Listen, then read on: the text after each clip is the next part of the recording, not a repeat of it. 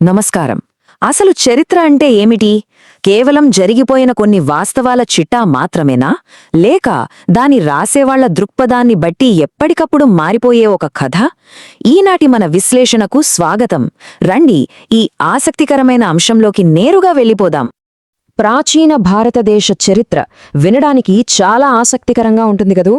కానీ ఈ చరిత్రను అర్థం చేసుకునే విధానం గత 200 ఏళ్లలో ఎలా ఆధునికీకరించబడింది, అలాగే ఏ విధంగా పరిణామం చెందింది అనేది ఈరోజు మనం తెలుసుకోబోతున్నాం. ఇందుకోసం మనం ప్రధానంగా 5 దశల గుండా ప్రయాణించబోతున్నాం.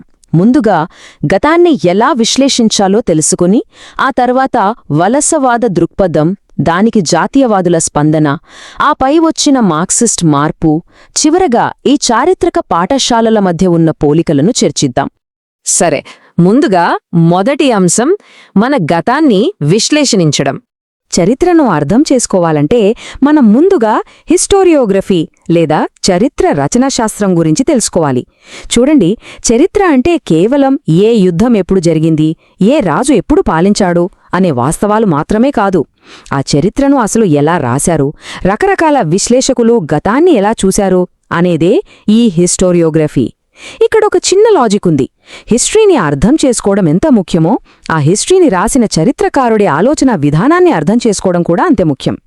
అసలు ప్రాచీన భారతదేశంపై ఆధునిక పరిశోధనలు ఎలా మొదలయ్యాయో ఎప్పుడైనా ఆలోచించారా?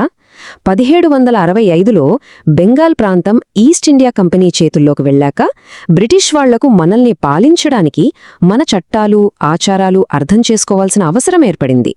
అందుకే మన ప్రాచీన గ్రంథాలను అనువదించడం మొదలుపెట్టారు.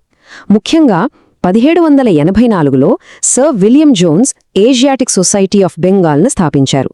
ఆయన అభిజ్ఞాన శాకుంతలంను అనువదించడమే కాకుండా సంస్కృతం, గ్రీకు, లాటిన్ భాషల మధ్య ఉన్న సంబంధాన్ని కూడా కనిపెట్టారు. ఆ తర్వాత మ్యాక్స్ ముల్లర్ గురించి మనం ఖచ్చితంగా చెప్పుకోవాలి. ఆయన వేదాలు, ఉపనిషత్తులను కలుపుతూ ఏకంగా 50 సంపుటాల Sacred Books of the East ప్రచురించి మన భారతీయ నాగరికతను యూరప్ వాళ్లకు పరిచయం చేశారు. ఇక రెండో అంశానికి వద్దాం. అదే వలసవాద దృక్పథం, అంటే కొలోనియల్ లెన్స్. ఈ బ్రిటిష్ చరిత్రకారులు అంటే Vincent Arthur Smith, William Jones, Max Muller లాంటి వాళ్లు మన చరిత్రను వాళ్ల కోణంలోంచి విశ్లేషించారు. వాళ్ల వాదన ఎలా ఉండేదంటే, అసలు భారతీయులకు చారిత్రక స్పృహే లేదని, ఇక్కడ రాజకీయ ఐక్యత ఎప్పుడూ లేదని చెప్పేవారు. అంతేకాదు, భారతీయులు ఎప్పుడూ పూజలు, ఆధ్యాత్మికత గురించి ఆలోచిస్తారని, ఇక్కడ నిరంకుశపాలన మాత్రమే ఉండేదని వాళ్లు గట్టిగా నమ్మారు. వాళ్ల దృష్టిలో మనకు జాతీయ చైతన్యం లేదు, కేవలం బ్రిటిష్ పాలన వల్లే భారతదేశానికి ఐక్యత, అభివృద్ధి వచ్చాయని వాళ్లు ముక్తాయించారు. దీన్నింకాస్త క్లియర్గా అర్థం చేసుకోవాలంటే 1904లో విన్సెంట్ ఆర్థర్ స్మిత్ రాసిన ఎర్లీ హిస్టరీ ఆఫ్ ఇండియా పుస్తకాన్ని గమనించాలి. అందులో ఆయన అలెగ్జాండర్ లాంటి విదేశీయుల దండయాత్రలకే ఎక్కువ ప్రాధాన్యత ఇచ్చారు. ఇండియా అంటేనే నిరంకుశ పాలకుల దేశం అన్నట్లుగా రాశారు. ఎందుకంటే ఇలా రాస్తేనే గదా వాళ్ల వలసవాద పాలన సరైనదే అని సమర్థించుకోగలరు. అదన్మాట వాళ్ల వ్యూహం. మరి ఇంత జరుగుతుంటే మన స్థానిక పండితులు ఊరుకుంటారా? ఈ సామ్రాజ్యవాద కథనాలకు వాళ్లు ఎలా రియాక్ట్ అయ్యారు? అదే మన మూడో అంశం, జాతీయవాదుల స్పందన. వలసవాదుల వాదనలకు కౌంటర్గా మన జాతీయవాద చరిత్రకారులు రంగంలోకి దిగారు. రాజేంద్రలాల్ మిత్రా, ఆర్.జి. భండార్కర్, కె.పి. జయస్వాల్, ఆర్.సి. మజుందార్, కె.ఏ. నీలకంఠ శాస్త్రి, ఇలా చాలామంది ప్రముఖులందులో ఉన్నారు. ప్రాచీన భారతదేశంలో కేవలం నియంతృత్వమే లేదని, అప్పట్లోనే మనకు అద్భుతమైన గణతంత్ర రాజ్యాలు, సభలు, పటిష్టమైన పరిపాలనా వ్యవస్థలు ఉన్నాయని వీళ్లు ఆధారాలతో సహా నిరూపించారు. అలాగే గణితం, ఖగోళశాస్త్రం, వైద్యం, సాహిత్యంలో మనం సాధించిన విజయాలను ప్రపంచానికి చాటి చెప్పారు. మనకు అద్భుతమైన తత్వశాస్త్రం, పటిష్టమైన సామాజిక సంస్థలు మరియు సాంస్కృతిక ఐక్యత ఉన్నాయని చాలా గర్వంగా తెలియజేశారు. అయితే ఇక్కడ గమనించాల్సిన ఒక చిన్న విషయం, ఏ దృక్పథం కూడా 100% పెర్ఫెక్ట్ కాదు కదా. ఈ జాతీయవాద దృక్పథంలోనూ కొన్ని పరిమితులున్నాయి. ఒకవైపు వీళ్ళు దేశభక్తితో మన గతాన్ని చాలా గొప్పగా వర్ణించారు. కాని ఆ వర్ణన అంతా ఎక్కువగా రాజులు, రాజవంశాలు, మతం చుట్టూనే తిరిగింది. మరి సామాన్య రైతులు, మహిళలు, ఆర్థిక పరిస్థితులు, సమాజంలోని అసమానతల మాటేమిటి?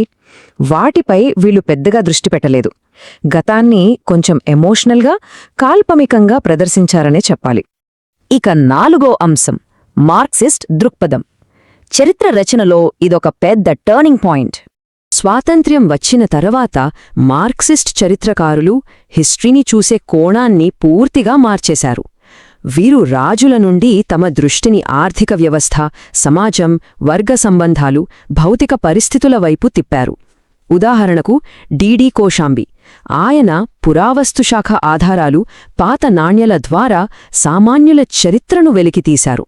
అలాగే ఆర్ఎస్ శర్మ భౌతిక సంస్కృతి, భూదానాలు, కుల మరియు భూస్వామ్య వ్యవస్థల గురించి లోతుగా అధ్యయనం చేశారు. ఇక రొమిలా థాపర్ లాంటి వాళ్లు సామాజిక ప్రక్రియలకు అత్యంత ప్రాధాన్యతనిచ్చారు. ఇర్ఫాన్ హబీబ్, బిఎన్ ముఖర్జీ లాంటి వాళ్లు కూడా ఈ జాబితాలో ముఖ్యులు.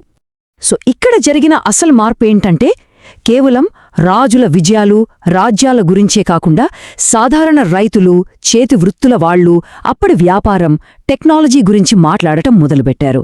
దీనివల్ల చరిత్ర అధ్యయనం మరింత శాస్త్రీయంగా, విశ్లేషణాత్మకంగా మారింది. ఇక మన చివరి మరియు 5వ అంశం ఈ వివిధ చారిత్రక పాఠశాలల మధ్య ఉన్న పోలికలు, తేడాలు. ఒక్కసారి ఈ చరిత్ర రచన టైమ్లైన్ను గమనిస్తే 1784లో ఏషియాటిక్ సొసైటీ ఆఫ్ బెంగాల్ ఏర్పాటుతో ఒక అధ్యాయం మొదలైంది. 1823 ప్రాంతం నుండి మ్యాక్స్ ముల్లర్ శకం నడిచింది. ఆ తర్వాత 1843లో విన్సెంట్ స్మిత్ వచ్చారు. 1888 ప్రాంతం నాటికి జాతీయవాద పండితులు తమ గళం వినిపించడం స్టార్ట్ చేశారు. ఇక 1907లో పుట్టిన డిడి కోశాంబితో మార్క్సిస్టు పంథా పరిచయం కాగా 1931లో జన్మించిన రొమిలా థాపర్తో ఆ ప్రయాణం మరింత ముందుకు సాగింది. చూశారుగా ఈ 200 ఏళ్లలో హిస్టోరియోగ్రఫీ ఎంతలా మారిపోయిందో. సరే, సింపుల్గా ఈ 3 పాఠశాలల ప్రధాన వాదనలేంటో చూద్దాం. కొలోనియల్ స్కూలేమో రాజకీయ చరిత్ర, విదేశీ దాడులపై ఫోకస్ చేసి మనకు ఐక్యత లేదంది. నేషనలిస్ట్ స్కూల్ దానికి కౌంటర్గా భారతీయ నాగరికత గొప్పదనాన్ని, మన సాంస్కృతిక ఐక్యతను హైలైట్ చేసింది. ఆ తర్వాత వచ్చిన మార్క్సిస్ట్ స్కూల్ అసలు చరిత్ర అంటే రాజులు కాదు, సామాన్య ప్రజలు, ఆర్థిక వ్యవస్థ, ఉత్పత్తి సంబంధాలు అని తేల్చి చెప్పింది. గతం ఒకటే, కాని చూసే కోణాలు మాత్రం ఎన్ని రకాలుగా ఉన్నాయో కదా.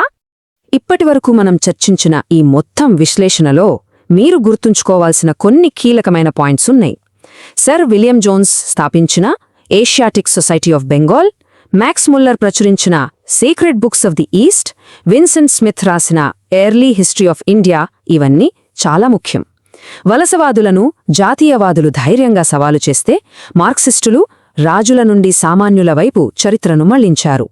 కోశాంబి శాస్త్రీయ విధానాలను తీసుకురాగా ఆర్ఎస్ శర్మ, రొమిలా థాపర్ సమాజం, భౌతిక పరిస్థితులపై దృష్టి పెట్టారు. చివరిగా మిమ్మల్ని ఆలోచింపజేసే ఒక ప్రశ్న. గతాన్ని విశ్లేషించే విధానం కేవలం ఈ 200 ఏళ్లలో ఇంత డ్రమాటిక్గా మారినప్పుడు భవిష్యత్తులో వచ్చే చరిత్రకారులు మన ప్రస్తుత కాలాన్ని ఇంకెన్ని రకాలుగా, ఏ కోణంలో అర్థం చేసుకుంటారో ఎప్పుడైనా ఊహించారా?